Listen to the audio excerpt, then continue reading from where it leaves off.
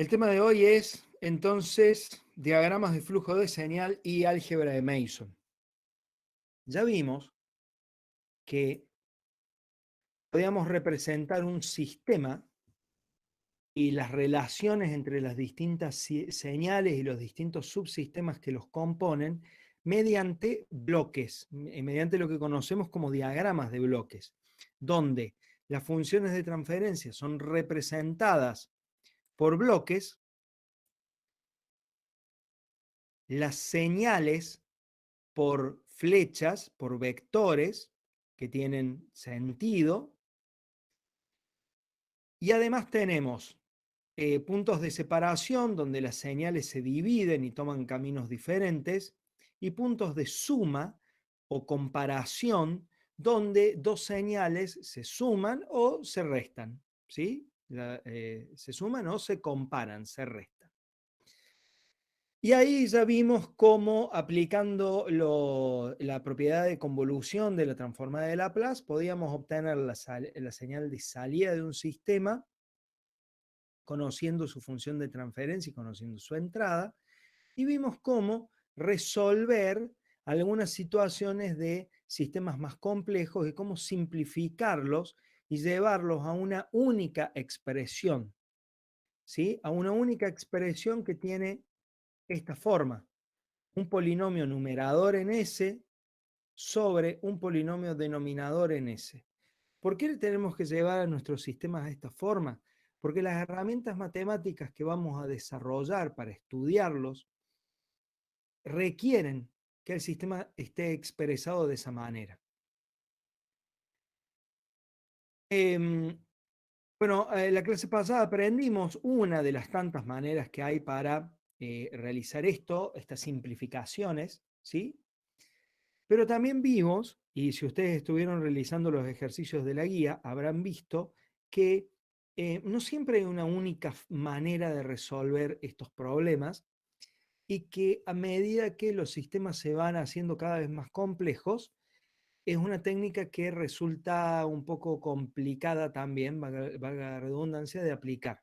O sea, mientras los sistemas son sencillos, no hay problema, apenas se empiezan a complicar un poco y ya cuesta un poco más de trabajo, en el sentido de que es como muy artesanal el procedimiento, donde el operador tiene que ir eligiendo qué operaciones hacer para resolver esto. Hay otra técnica que se puede usar para encontrar la función de transferencia de un sistema complejo a partir de las funciones de transferencia simples de sus subsistemas, que consiste en aplicar un algoritmo llamado algoritmo de Mason. Y esto, ya la palabra algoritmo es muy bueno. ¿Por qué? Porque indica que es un procedimiento que se aplica siempre de la misma manera. Entonces, independientemente de la complejidad que tenga el sistema, siempre vamos a hacer los mismos pasos. Para ello, para poder aplicar este algoritmo de Mason, tenemos que ser capaces de representar a nuestros sistemas de otra manera, no ya con diagramas de bloques, sino con diagramas de flujo de señal, que no es ni más ni menos que otra manera gráfica de representar las interconexiones entre subsistemas.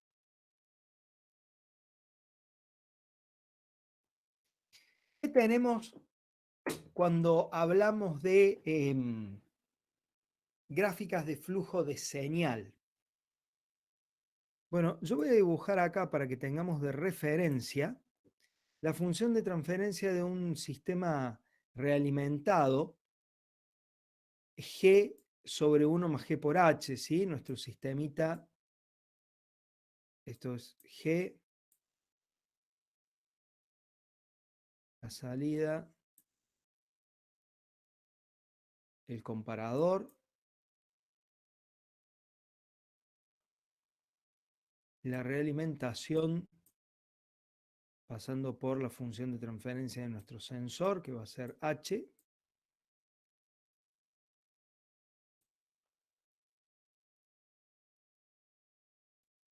Acá entramos por acá. Y acá tenemos nuestra señal de entrada. Esta va a ser RDS.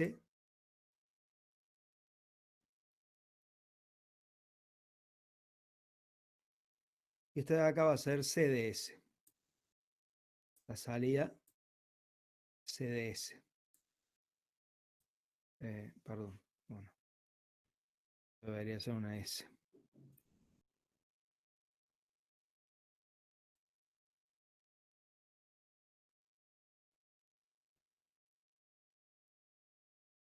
CDS. Y esta señal de acá, la salida del comparador, la vamos a llamar EDS. La E viene de error. Error, la señal que sale de comparar la referencia, que es el valor al cual queremos llegar, con la salida del sistema. Bien, entonces, en los diagramas de flujo de señal, las señales van a ser representadas mediante nodos. Nodos que son estos puntitos que tenemos acá. En el caso de nuestro sistema, si quisiéramos representar este sistema que yo muy elementalmente dibujado acá, tendríamos tres señales para dibujar: R, E y C. Esos son dos nodos, R, E y C. Por supuesto que este nodito de acá también podría ser C.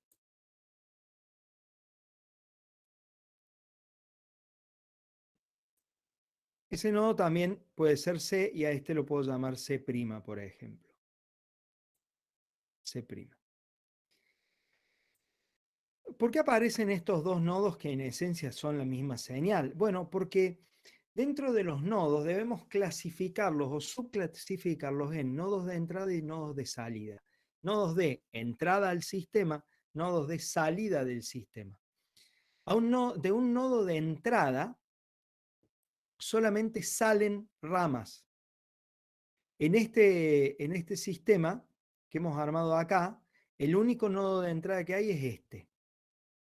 De un nodo de salida, o a un nodo de salida, solamente llegan ramas. Entonces, este nodito que está acá es un nodo de salida, pero este otro, que es en esencia la misma señal, no es un nodo de salida, porque llega una rama, pero salen otras dos. Y ya que hablamos de rama, bueno, ¿qué son las ramas? Las ramas indican las relaciones entre las señales, o sea, indican las relaciones entre los nodos. Nos dicen qué tiene que pasar para que de un nodo lleguemos a otro nodo. Las ramas son los equivalentes a los bloques del diagrama de flujo de señal. Las ramas tienen una dirección, nos indican en qué sentido circula la señal, y una ganancia. Una ganancia que puede ser, por supuesto, un número o una función de transferencia. Lo que no hay un equivalente a los comparadores. ¿Sí? El comparador no existe acá, no hay un equivalente. Entonces, ¿cómo dibujamos este comparador? Bueno, vamos a empezar por la parte más fácil. ¿Cómo dibujamos la relación que hay entre E y C? Bueno, E y C están relacionadas por G de S. Entonces, E y C están relacionadas por G de S. Pero de C de S vuelve una parte de la señal, o vuelve la señal pasando por H y reingresando en este, no, en este comparador para formar E. ¿Cómo vamos a representar esto? Bueno, vamos a representarlo mediante una rama que vuelve a E de ganancia HDS multiplicada por -1 para simbolizar la entrada negativa de este comparador. Además, la señal de error está formada también por el aporte positivo de RDS. Entonces, a esta entrada RDS al comparador la representamos mediante una rama de ganancia 1. Es importante marcar que al igual que en el diagrama en los diagramas de bloques, en la línea media del sistema, del dibujo, ponemos normalmente a las señales de entrada y de salida. Todo lo que va desde la entrada hacia la salida lo dibujamos de la línea media hacia arriba, y todas las realimentaciones, o sea, las señales que vuelven desde la salida hacia la entrada, las dibujamos desde la línea media del gráfico hacia abajo. Tenemos que definir también lo que es una trayectoria. La trayectoria es el producto, es el conjunto, digamos, de ramas que hay que seguir para, partiendo de un nodo de entrada, llegar a un nodo de salida. Entonces, por ejemplo, esto es una trayectoria.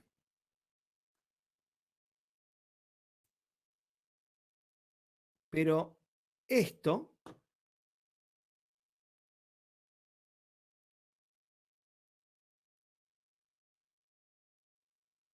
es otra trayectoria. ¿Qué diferencia hay?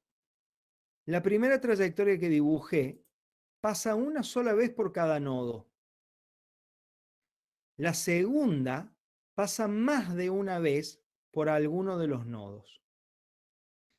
Se llama trayectoria directa a aquella trayectoria que parte de un nodo de entrada, llega a un nodo de salida, pasando únicamente una vez por cada nodo intermedio. Entonces, esta trayectoria celeste es una trayectoria directa, la verde no lo es. Otra cosa, otro parámetro que tenemos que definir es la ganancia de la trayectoria, que es igual al producto de las ganancias de las ramas que componen la trayectoria. Entonces, en el caso de la trayectoria directa de este sistema, la ganancia de la trayectoria es 1 por G de S por 1. Y la otra cosa que tenemos que definir, el otro elemento, es el lazo. Un lazo es una trayectoria directa que tiene la particularidad de que nace en un nodo y vuelve a él. Por ejemplo,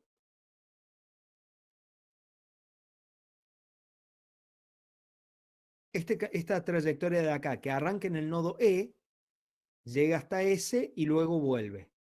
Llega hasta C, perdón, y luego vuelve. Por supuesto que como es un lazo, lo puedo definir desde E o lo puedo arrancar desde C, da lo mismo. Lo importante es que no puede, para que se forme un lazo, los nodos intermedios que existan deben ser atravesados una única vez. O sea, es como si fuera una trayectoria directa que comienza y termina en el mismo nodo. Y no necesariamente estos nodos tienen que ser de entrada o de salida. La ganancia del lazo, al igual que la ganancia de la trayectoria, es igual al producto de las ganancias de las ramas que la componen. Entonces, en el caso de este lazo, que tenemos acá, su ganancia es menos G por H de S. No se olviden que hay un signo menos ahí. Y el último parámetro que hay que definir es cuando dos o más lazos son disjuntos, o sea, no están juntos. Se dice que n lazos son disjuntos si no comparten nodos entre sí. Son lazos disjuntos aquellos lazos que no comparten nodos. Acá no les puedo dar ningún ejemplo porque, por supuesto, para hablar de lazos disjuntos necesitaría tener más de un lazo, cosa que acá no ocurre. Acá hay solamente uno. Pero no se preocupen porque antes de que termine la clase vamos a hacer algunos ejemplos para entender el concepto este de lazos disjuntos. Bien, con todo esto entonces, con estas herramientas, ya podemos representar a un sistema o bien mediante diagrama de bloques o bien mediante gráficas o diagramas de flujo de señal. A estos diagramas de flujo de señal le vamos a poder aplicar un algoritmo para encontrar la ganancia entre un nodo de salida y un nodo de entrada. Y a ese algoritmo lo llamamos algoritmo de Mason.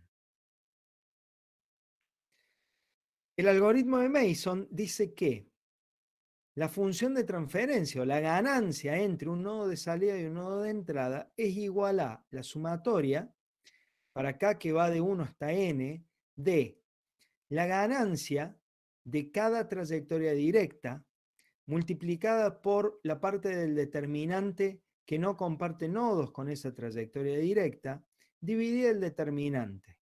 Para K, que va de 1 hasta n, con n la cantidad de trayectorias directas que hay entre el nodo de salida y el nodo de entrada. Por supuesto que de esto no he entendido nada, no se hagan problema. Ahora vamos a ir revisando las cuestiones una a una. La primera que vamos a revisar es esto de acá. Este formalismo que nos da este algoritmo que nos dice esto se aplica entre un nodo de salida y un nodo de entrada.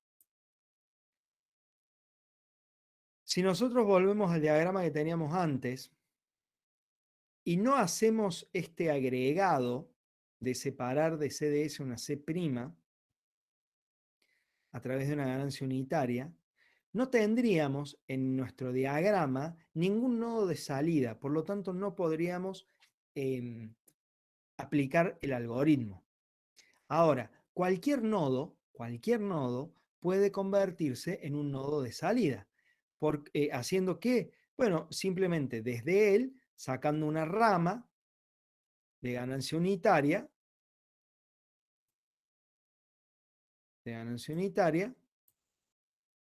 hasta un nodo con una señal que representa E', que representa la señal que estaba en el nodito. Esto es como si apoyáramos el osciloscopio en una parte de un circuito, ¿no? Esta E' sería la señal que vemos graficada en el osciloscopio. Y ahora bien, vamos a ver cómo se aplica esto y a qué llama cada una de estas cosas, ¿no? Particularmente, ¿qué es el determinante? El determinante,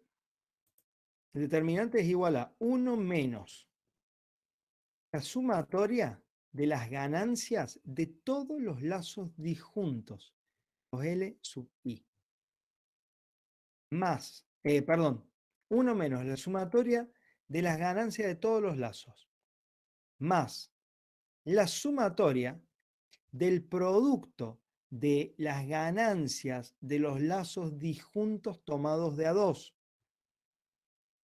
I por LJ tomados de a 2, menos la sumatoria de los productos de las ganancias de los lazos disjuntos tomados de 3 en 3. L sub I, L sub J, L sub K. ¿Sí? De esta forma vamos a ir armando nuestro determinante.